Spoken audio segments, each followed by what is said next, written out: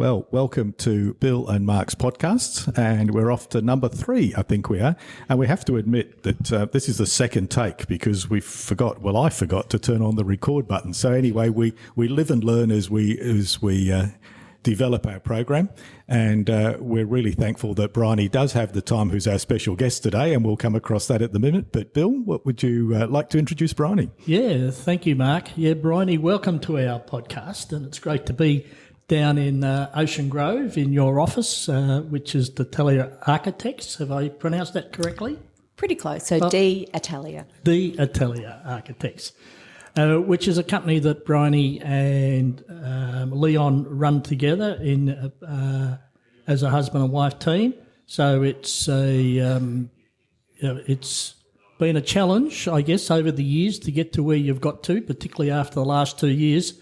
So how about just giving us a brief summary of how you got into architecture and how you got to where you are today? So thank you, Mark. Thank you, Bill. Thank you for having me on. So my, I guess, first foray or glimpse at architecture was when I was in Year 8.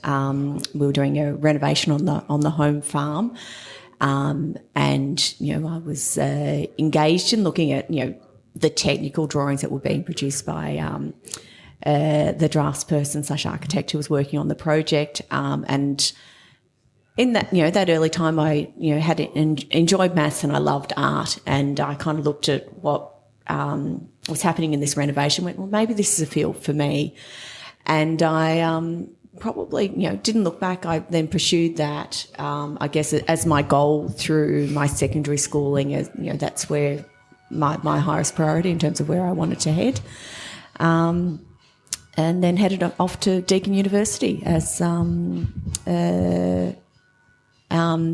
I got into architecture back in 92, 93, I think it was. So you grew up on a farm, so cow milking was part of your regime? Yeah, so I grew up, so the dairy farm I had... I was one of 5 siblings, so there was plenty of work on the farm required, and my mother was a teacher, so that was I guess work ethic. Dairy farms relentless, a 24/7, 7-day-a-week job. So I think it instilled in me a strong kind of work ethic. That is still with me today. And when you graduated from Deakin, what did you do? Did you go straight into work? Did you travel? No. Yeah, so I graduated. So I had 1 year work experience first in 96, which was after I did 3 years a degree. I went and worked for a company called Architectonic, which did mostly facilities management type work, and for me that was probably the first bump in the road of going, was I on the right field? And I probably really needed that year out to kind of solidify where I was heading, and I was able to go back and finish the last degree, which took another 3 years, but with a lot more kind of, I guess, focus that architecture was the field that I wanted to be in. So after finished that 3 years, I always had a passion to travel, or I guess it was always, I was going to grow up, go to university, travel, start a business. It kind of, that's how I kind of had seen my progression, with several bumps in the road in between, but that was kind of where I anticipated. So I spent a year working for Meldrum Partners in South Melbourne, an architecture firm doing more industrial type, warehouse type work, spotlights and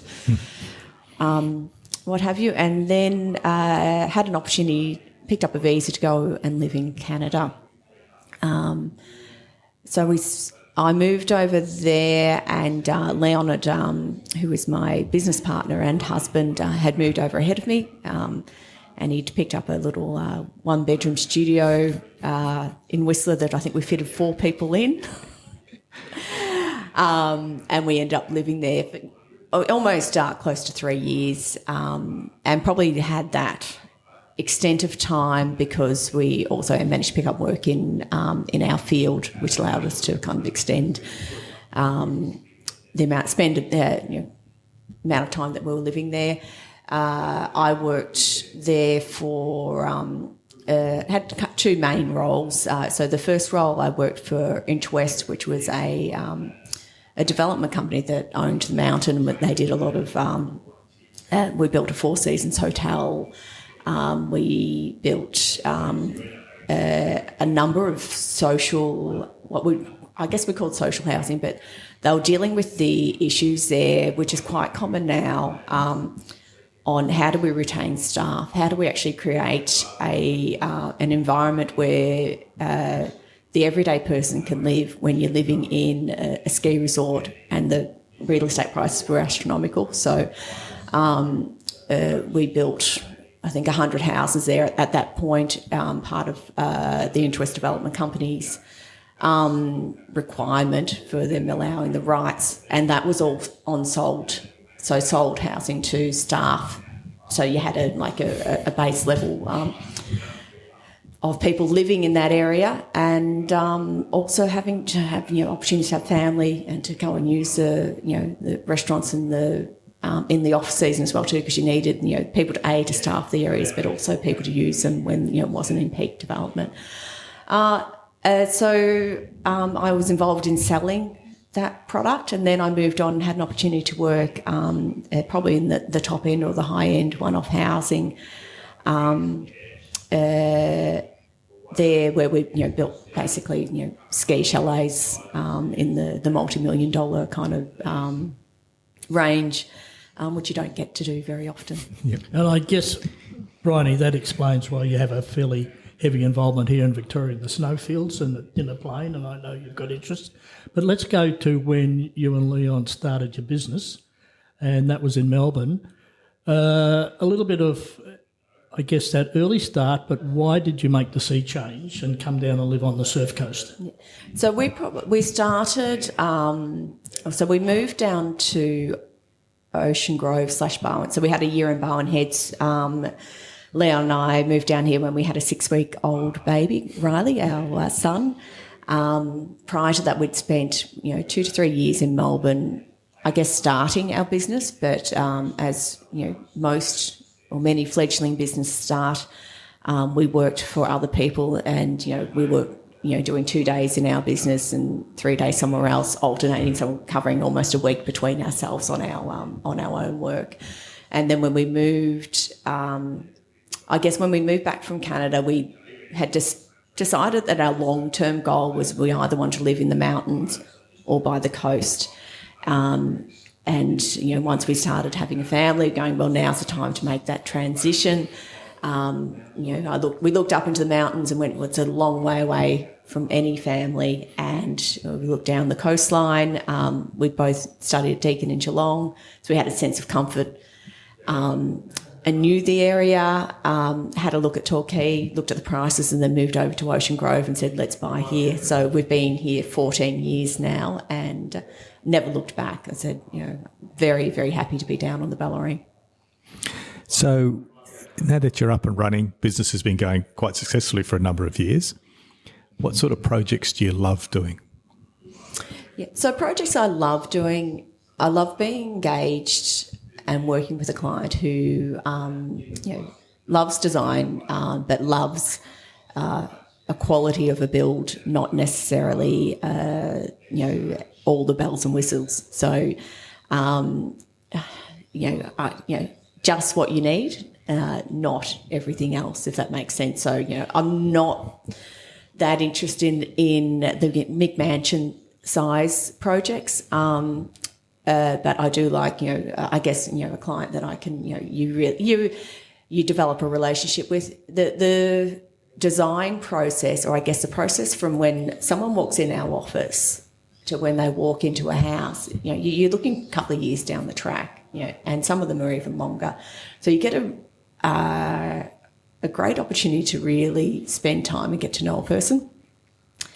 So I enjoy that part of the journey. And you develop a personal relationship. So you want you want to work with someone that they like you and you like them and you're engaged as well.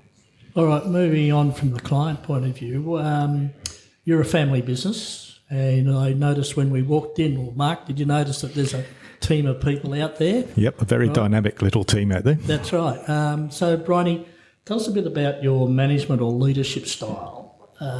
And I guess I don't want to put you on the spot, but just remember your staff will hear this podcast when we finish. I reckon that'd be a great question to ask my staff to see, and might be some good, valuable feedback for me, to be honest. So I think my management style, I probably think a testament both to Leon and I and our business is the fact that we've managed to retain staff for a significant amount of time, and that people have generally enjoyed working here. And therefore, I feel I'm probably somewhat a go-to person that staff feel comfortable coming to have any questions or queries. And I think people generally enjoy coming to work here as well too. So I think, having the right management style but also having the right staff mix is really important, and that people, want to work together in a team. We don't have a strong hierarchy, or there's no one on the bottom rung. We're all working towards a common goal, and I think that makes a difference as well too. Very good. It's a question that I just suddenly thought about was, you've started your own business, you've grown that business. Is there anything you would do differently if you went back in time and had to restart? Is there anything you've learnt that someone listening to this might say, well, that's a good point, I hadn't thought of that? So I think, we went into business in terms of Leo and I, compared to our peers, very early. And there's definitely been at points I kind of thought that, we would have benefited from another 5 years working for other people and having that opportunity and that exposure to see how those businesses developed, whereas we probably launched into the deep end, which meant we've learned hard and fast.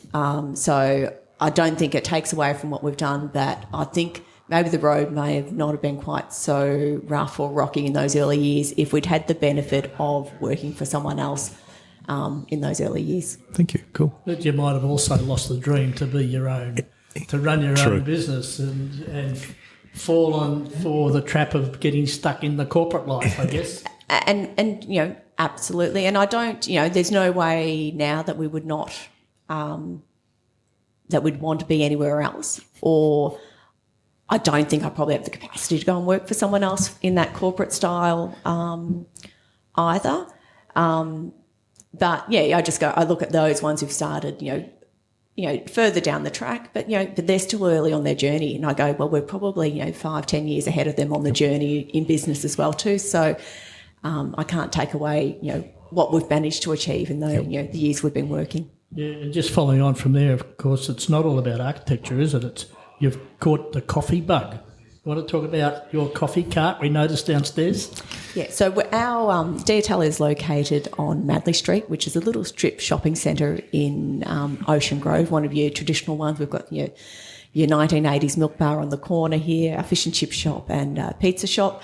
And we've been here, I think, 4 to 5 years, and we've been waiting for coffee to arrive patiently, and it hasn't. So we've taken upon ourselves to test the market.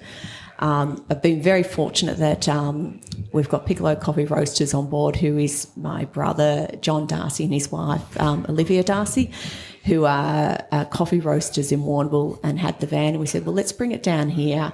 We're going to set it up and we're going to test the market for 12 months and see if this has got a business opportunity. So we're really excited about it. So we've only been running for a couple of months. We've just got Ket Bakery on board, some yummy goods, and we'll get ourselves through winter and this very wet season we're having at the moment, and we think we're going to have a cracker of a summer. And you've struck, obviously, some of the issues that go with the hospitality industry and trying to get staff and build your business. So good luck. The coffee's fantastic. We're really enjoying it. Oh, good. Beautiful. Okay, and finally, my last question for you is how important it is in a coastal town or any regional centre where you've got involved in the community, and I know that you and Leon have both been active in the local community. Can you just tell us how you think that's important if you operate a business in a regional town? So I think it's critical to be important in the community, and I think it's probably multifaceted, whether it's be from business, from family life, or your connection with your children as well too. Small communities actually thrive on volunteer.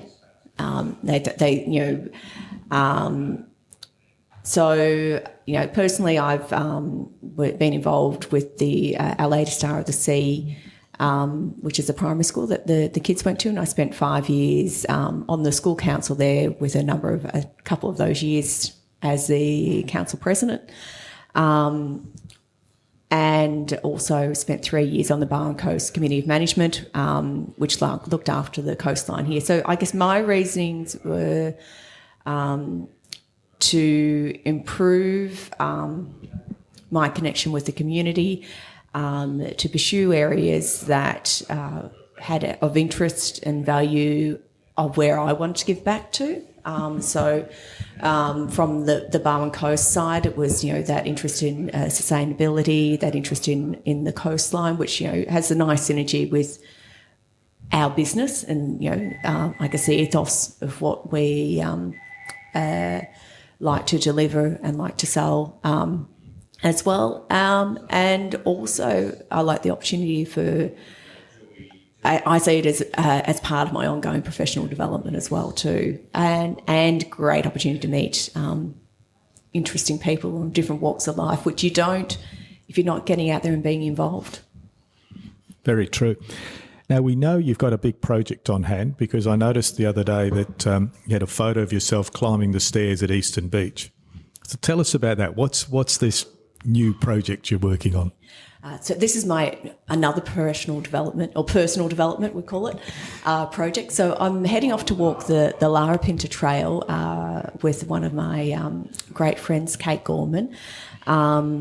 She sent me a message, I think it was November last year, and said, would you be interested in doing this? And it was a charity hike, approximately 65 Ks we're doing. And we're supporting a charity called Kids Undercover. Kids Undercover look at supporting youth homelessness, and we're at that preventative measure side of things where they actually go in and support with housing opportunities, keeping kids' education, keeping them off the streets before when they're at risk, going, here, we've got... We can help you out. So it's a micro intervention. It had nice synergy, I guess, with atelier from that housing perspective. So, and it was also coming off COVID, lack of holidays, and I latched onto it and said I need something positive to look forward to as well too. So we've raised almost $9,500 for the charity now. Close enough to, and collectively I think there's a group of 15 across Australia who are doing it, and I think we're up to about $60,000 as a collective group. We'll be heading off on the 5th of July for 7 days, and 5 of those which we're hiking, and I can't wait. And if people want to sponsor, where do they go? What do they look for? So I will have it up on the Atelier Facebook page and on my personal page. So come follow Atelier Architects Facebook, and you'll find the link there. I'll pop it up this afternoon. Fantastic, and I hope it goes well for you. Thank you. Well, Briony, that was a great session, I guess, and it's been enlightening to hear your story. And it's a pleasure to see somebody that's made a change and has been successful and got involved in the community, but more importantly, who understand that business is not easy at times. And I guess, Mark, what do you think the learnings were from today's session? I like the fact that Briony and Leon had a go. I think you haven't regretted what you've done, and that's really important. that you've looked at it and you think this is what we're going to do, and you've headed into that path and you've grown your business? Yeah, I think business is hard work, but it's incredibly rewarding, and I think it's as rewarding as many times as you're knocked over and you stand back up and you have another go, because there's plenty of challenges along the way. That you're building something, it's been a great journey so far. Well done. Many years to come. Many years to come. All right, Mark, just a quick word from you on what's coming up. What's our plan for the podcast in the near future? Yep, we've got a number of guests lined up, including a web designer, digital expert. We're looking at hospitality folk. We're looking at a whole range of different guests. So Briony's been our first, and that's been a pleasure chatting to Briony, and we look forward to further guests in the coming weeks.